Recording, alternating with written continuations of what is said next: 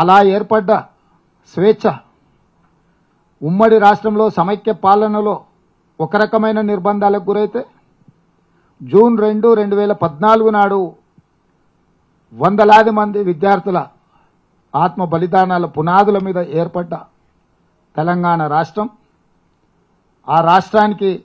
ఎన్నికైన కల్వకుంట్ల చంద్రశేఖరరావు నేను కాళేశ్వరం కట్టిన, నేను కళ్యాణ లక్ష్మి ఇచ్చిన, నేను షాదీ ముబారక్ ఇచ్చిన, మీకు నేను సచివాలయం కట్టిన, నాకు నేను ప్రగతి భవన్ నిర్మించుకున్నా, ఇట్లాంటి కొన్ని అంశాలను ప్రస్తావించి మళ్ళీ రాచరిక పోకడలతో వారసత్వంగానే ఈ ఆధిపత్యం చెలాయించాలి, ఈ ప్రాంతంలో దళితులు, గిరిజనులు,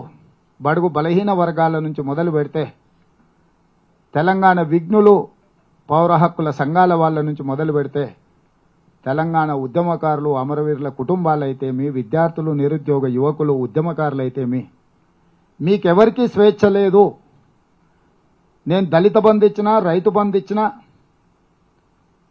మీకు కావాల్సిన సంక్షేమం అంతా నేను ఇచ్చిన కాబట్టి నా వారసత్వాన్ని మీ నెత్తి మీద రుద్దుతా, మీరు వెట్టి చాకిరి చేయాలి, కట్టి బానిసలుగా ఉండాలి అని ఆనాడు కాసిం రిజ్వీతోని నిజాం ఎట్లయితే తన యొక్క ఆధిపత్యాన్ని ప్రశ్నిస్తే వాళ్ళ మీద సామూహిక దాడులు చేయించి వందలాది మందిని బలిగొన్నడో, వేలాది మంది ప్రాణాలు కోల్పోయినరో, చంద్రశేఖరరావు కూడా మళ్ళీ తెలంగాణ రాష్ట్రంలో తన ఆధిపత్యాన్ని, తన అధికారాన్ని ఆయన మన నెత్తి మీద రుద్ది వారసత్వాన్ని మనకు అప్పజెప్పాలనుకున్నప్పుడు తిరుగుబాటు చేసిన వాళ్ళందరినీ కూడా అదే విధంగా అణిచివేసి మీకు స్వేచ్ఛ అనేది లేదు,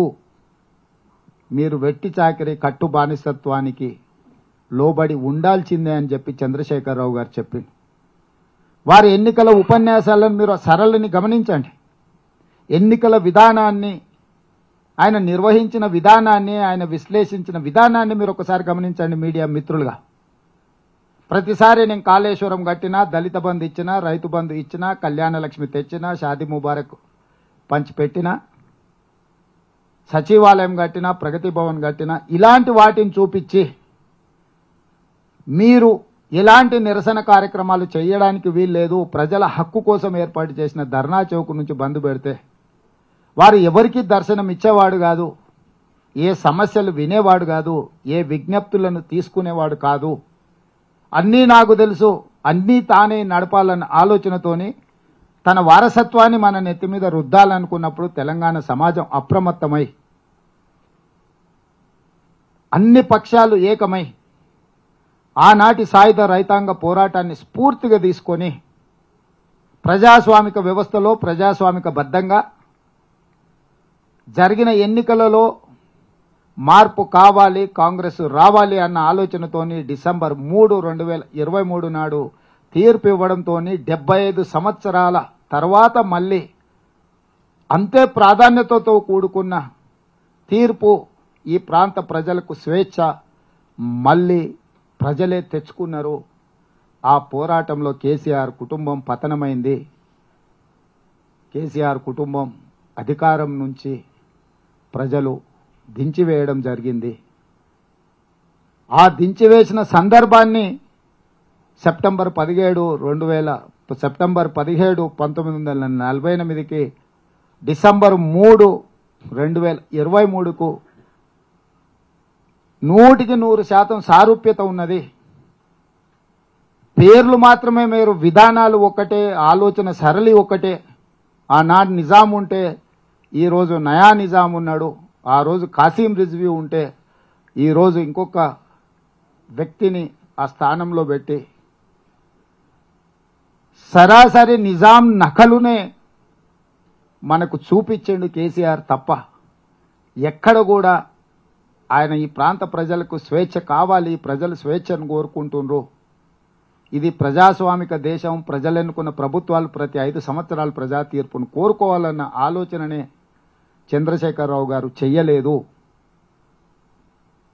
ఆ విధానాలను ప్రజలు తిరస్కరించి ప్రజాపాలన, ప్రజాప్రభుత్వాన్ని డిసెంబర్ 3 నాడు తెలంగాణ ప్రజలు ఏర్పాటు చేసుకున్నారు. డిసెంబర్ 7 నాడు మేము బాధ్యత చేపట్టిన ఎల్బీ స్టేడియంలో. డిసెంబర్ 7 నుంచి మార్చి 17 వరకు 100 రోజులు పూర్తి చేసుకున్న సందర్భంలో ఇక్కడనే గతంలో మళ్ళీ అధికారం వస్తుందని చెప్పిన రోజు విన్న వాళ్ళు ఉన్నారు, నమ్మని వాళ్ళు ఉన్నారు. విన్న వాళ్ళను నమ్మని వాళ్ళను అందరిని కూడా మళ్ళొకసారి కలవాలి. ఈ 100 రోజుల్లో మా పరిపాలన పట్ల మీ యొక్క ఆలోచన, మీ యొక్క విశ్లేషణ, మా భవిష్యత్ కార్యాచరణకు అవసరమైన ప్రణాళికను మీతో కలిసి మాట్లాడి